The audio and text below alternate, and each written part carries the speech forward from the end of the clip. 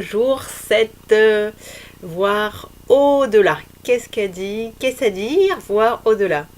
Donc j'ai tout de suite la chanson de Tina Arena dans la tête. Allez plus haut! Allez plus haut!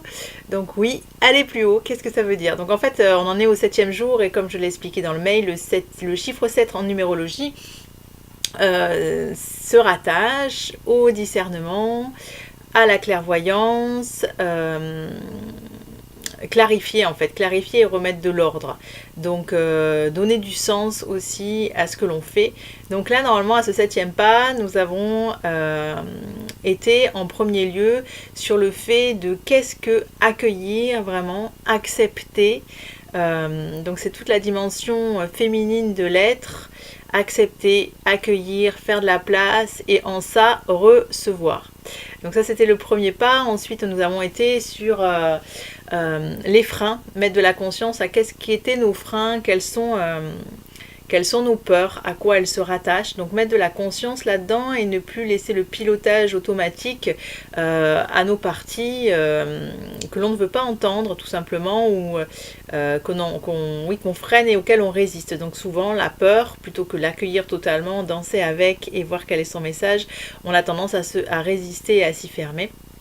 Donc là, l'idée, c'était encore dans cette mouvance, dans ce mouvement d'accueillir, accepter et laisser le mouvement de la vie œuvrer en nous. Donc ça, c'était le 2e jour et ensuite, nous avons été sur je sais même plus, c'était, oui, la force de l'intention. Quelle est l'intention derrière nos actions? Quelle est l'intention qui se cachait derrière? Quelle était l'intention authentique? Pour quelle raison j'ai fait cette démarche? Y avait-il une intention posée? Ou est-ce que je répondais à une énergie d'instant, à une pulsion? Donc c'est revenir à la force de l'intention, à la raison fondamentale pour laquelle je fais les choses et j'œuvre. Donc voilà, et ensuite, donc l'importance de revenir à qui je suis profondément, quel est le souffle unique qui m'habite, mon essence, mon âme en fait. Revenir au contact de cette âme sur laquelle on a mis beaucoup d'enveloppes et on a tendance peut-être à s'être coupé et communiquer avec nos identités davantage qu'avec notre âme. Donc c'est pouvoir rétablir ce lien direct avec l'âme qui nous habite, notre essence divine.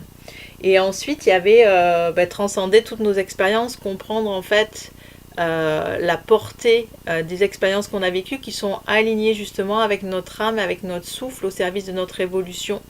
Donc c'est toujours dans cette idée de transcender, de laisser les choses nous traverser, les accueillir et à partir de là laisser la possibilité de l'alchimie se faire, la transformation en nous-mêmes. Et après, nous avons été sur le désir, l'importance de cette flamme en nous qui est la vie, la possibilité de donner naissance en fait, l'alchimie du désir. Et voir au-delà la sagesse, aujourd'hui, suis-je capable? Donc où est-ce que j'en suis avec ces pas? Comment je sens ce changement en moi qui a déjà œuvré avec certitude? Comment je peux le verbaliser? Qu'est-ce que je peux en faire? Qu'est-ce que je peux créer avec ça? Voir au-delà aujourd'hui la sagesse que nous portons tous en nous, cette capacité de ne plus s'identifier aux situations, aux personnes qui vont nous faire réagir à l'extérieur, être dans cette compréhension instantanée qu'il n'y a rien à l'extérieur et tout est à l'intérieur et que ce qui va nous heurter à l'extérieur est une occasion suprême d'aller aimer encore une partie de nous que nous avons oubliée ou délaissée. Donc ça c'est le premier pas en fait vers cette sagesse et je lie intrinsèquement la sagesse à l'amour. Alors en ça j'aime comparer, vous allez me demander pourquoi je fais cette comparaison, ce lien que je ne veux pas limiter en soi. C'est vrai que donc l'amour, on dit que c'est la sève de guérison et on va dire l'essence suprême peut-être d'évolution. Alors j'aime beaucoup l'image des fleurs. Quand vous regardez une fleur dans un jardin en pleine nature, la fleur est inspirante d'elle-même. Il est rare de ne pas s'arrêter devant la beauté d'une fleur et cette beauté offerte, elle est, je dirais, la quintessence d'une confiance, d'une vulnérabilité totalement assumée. Dans cette vulnérabilité, je suis offerte complètement en confiance dans cette possibilité de me faire piétiner d'un instant à l'autre, je n'y pense même pas. Je suis pleinement. Donc ce qui nous arrête en fait et qui nous inspire dans la beauté d'une fleur, c'est souvent cette capacité à être totalement, à juste être. Et dans cet être, il y a cette vulnérabilité reconnue, évidente on va dire, voilà. Donc il y a cette vulnérabilité qui est là, cette capacité à s'offrir et à juste être, jouer son rôle dans la vie, tout simplement, être naturel. Donc voilà, dans la fleur, là je regarde par ma fenêtre pour me laisser inspirer par ces fleurs, et c'est vrai qu'il y a cette lumière, alors du coup elles attirent toute la lumière, elles sont là juste, et elles se laissent traverser par ce qui est en permanence. Donc nous sommes à l'image de cette fleur, sauf qu'on nous a appris à réfléchir à cette offrande que nous sommes, au risque, donc à penser à un après permanent. Et dans cet après permanent, je crée des peurs qui n'existent pas, je crée des possibilités, des dangers un peu illusoires et imaginaires. Donc voilà pourquoi j'ai fait ce lien entre la vulnérabilité, puisque la vulnérabilité et la beauté, qui sont l'amour suprême en fait, cette capacité à s'offrir en toute confiance. Ici et maintenant, je me donne, j'ai rien à perdre. Ici et maintenant, j'accueille totalement, je joue totalement mon rôle, je suis pleinement. Je m'offre à ce qui est. Il y a l'idée d'abandon et de confiance. Je m'offre dans cette confiance que de toute façon la vie œuvre et qu'à travers ça, je suis pleinement, je me laisse malaxer. Être pleinement, c'est s'offrir et c'est accepter totalement d'être vulnérable. Et dans l'acceptation de cette vulnérabilité, il y a la confiance. Et cette confiance qui rend notre vulnérabilité forte en fait, cette confiance, c'est la confiance de l'enfant intérieur. La confiance que nous avions lorsque nous étions enfants, spontanés, avant que l'on intègre l'expérience et qu'on intègre des façons de fonctionner pour se protéger. Donc voilà pourquoi j'ai fait ces liens spontanés, en fait j'ai ressenti ces liens. Et aujourd'hui, donc c'est pour ça que je vous ai proposé d'aller visiter l'enfant intérieur. Donc je vous ai déjà orienté dans le mail sur des questions et je vous propose ici et maintenant d'aller un peu plus loin au contact de cet enfant intérieur. À quel moment la vulnérabilité a été peut-être éradiquée, et si elle n'est pas éradiquée, bien contrôlée. Donc moi je peux citer mon cas en fait, j'ai recontacté ma vulnérabilité il y a très peu de temps, je revenais d'un séminaire à Bruxelles sur le souffle vivant, et c'était au retour dans l'avion où j'allais rassurer tout le monde en fait, j'allais voir les gens à droite à gauche pour les rassurer sur le vol, et je me suis vu faire et je me suis dit mais voilà, t'embêtes tout le monde, reste en toi. Et en étant à l'intérieur de moi, je me suis rendu compte de cette envie de me fuir. Donc j'ai été plongée encore plus au cœur et je me suis rendu compte que j'avais peur et qu'il fallait que j'accueille cette peur. Et cette peur, en fait, tout simplement, à force de plonger, comme je vous l'ai un peu indiqué avec la méthode WOW ou la respiration holotropique, je me suis rendu compte que c'était tout simplement ma vulnérabilité que je fuyais totalement. Donc cette vulnérabilité qui datait de l'enfant, puisque étant enfant, j'étais une rêveuse, je parlais aux arbres, je parlais beaucoup aux animaux, notamment surtout aux animaux, j'étais très en lien avec les animaux, enfin le règne animal mais végétal aussi. Et j'étais en fait, sans le savoir, déjà pratiquante de l'Ahimsa à l'époque, et bon, pour mon entourage, c'était pas un calvaire, mais c'était quelque chose de complètement débile. Donc j'entendais beaucoup, tu nous enquiquines avec ta sensiblerie. Et moi, pour être aimée et acceptée, j'ai compris très vite qu'il fallait que j'éradique ça. Donc j'ai fait place, j'ai remplacé toute ma rêverie par de l'hyperactivité. J'ai accéléré le pas pour convenir à une cadence qui n'était pas la mienne, et surtout j'ai tué complètement ma sensibilité qui était une empathie très forte et une connexion très forte, et à laquelle j'ai laissé beaucoup de place maintenant. Et en accueillant cette vulnérabilité, je suis rentrée au contact de mes possibilités de canalisation que nous portons tous en nous. Bon, voilà, juste pour vous faire le chemin court et donner un exemple concret, donc le mien, on ne parle jamais aussi bien que de soi-même. Et donc, voilà, je vous invite peut-être à aller voir à quel moment cette vulnérabilité a été transformée. Je pense qu'elle est la source, la clé même d'ouverture de notre capacité à voir au-delà, à s'ouvrir à l'amour. Donc pour l'enfant intérieur, je vous invite à peut-être vous asseoir, si vous préférez vous allonger. Et avec la respiration, nous allons plonger au contact de cet enfant intérieur. Vous pouvez le faire les yeux clos, les yeux ouverts, à votre guise. Veillez juste à être un moment tranquille, non perturbé. Inspire profondément par le nez. Fais durer cet inspire et expire profondément par le nez.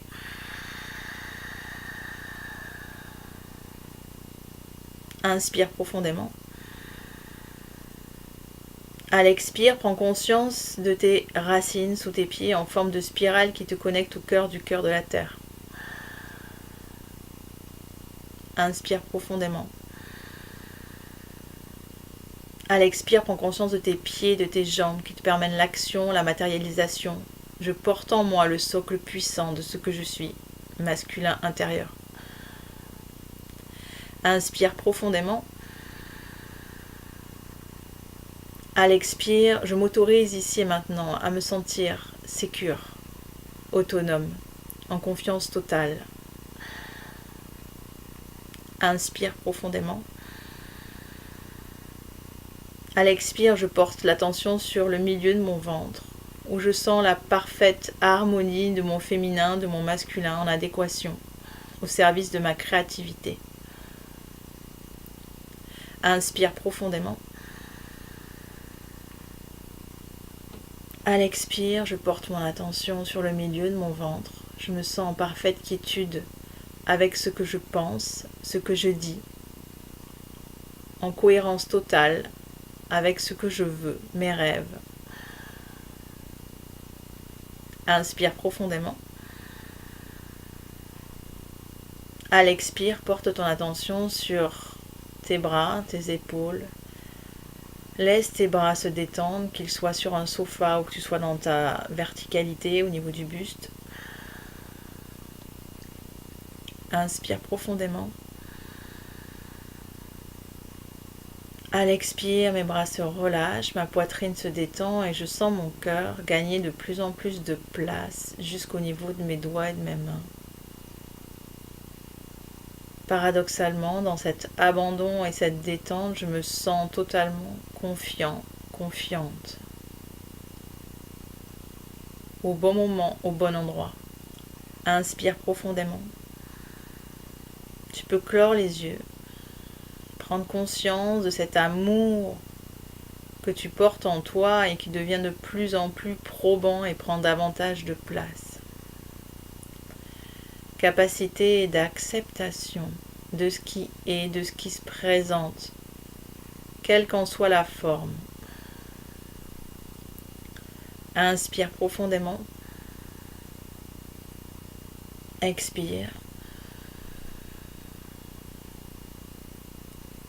Et je vois dans cette détente l'enfant que j'étais, le petit garçon ou la petite fille que j'étais entre 0 et 8 ans.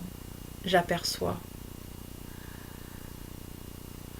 Si rien ne vient, je peux m'aider d'une photo que j'aurais vue de moi à cet âge-là entre 0 et 8 ans. Je prends le temps, lentement, de m'approcher de cet enfant qui peut-être m'a vu approcher. Je prends conscience de l'énergie qui se dégage, cette envie pour moi d'aller au contact de mon enfant intérieur que je porte, et peut-être lui son refus de me voir approcher, ou à l'inverse cette hâte, cette envie d'entrer au contact. Je prends juste conscience de l'énergie qui se dégage et j'accepte en toute bienveillance. Tout est parfait. Inspire profondément. À l'expire, Je suis maintenant agenouillée, au même niveau que mon enfant. Je sens ce lien qui s'établit. Ça peut être un contact en lui prenant la main, ou par la parole, je formule cette volonté ici et maintenant, cette envie de rétablir le contact. Je peux formuler les regrets qui m'habitent s'il y en a, d'avoir peut-être coupé ce contact et d'avoir envie aujourd'hui d'être là pour lui, de le faire vivre en moi. Inspire profondément. À chaque expire, je sens de plus en plus de liens, d'affection, de confiance. Et dans ce lien, je lui demande de me raconter quel petit garçon ou quelle petite fille il était.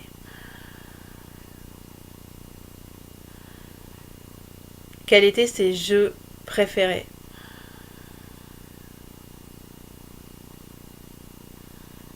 À quoi passait-il ou passait-elle le plus clair de son temps?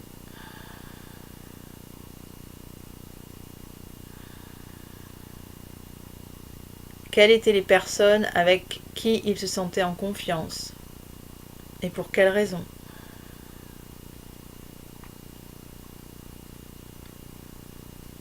Je le laisse librement se raconter dans la totale ouverture et confiance.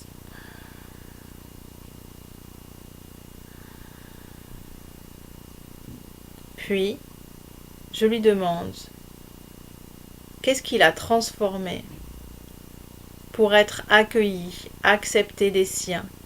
Qu'est-ce que selon lui il a dû transformer, oublier, laisser pour compte. Je le laisse avec plaisir se raconter.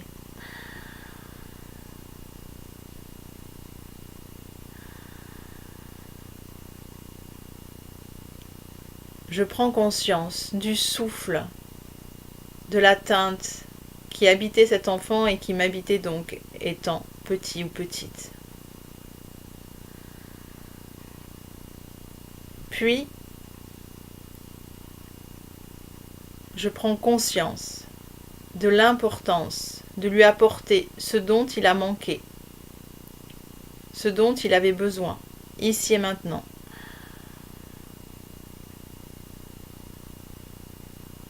Je lui exprime ma gratitude de s'être confié à moi.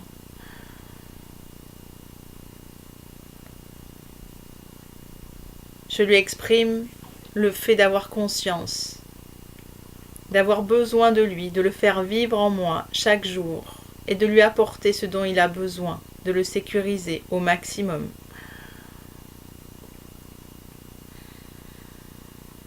Puis vient l'heure de prendre congé.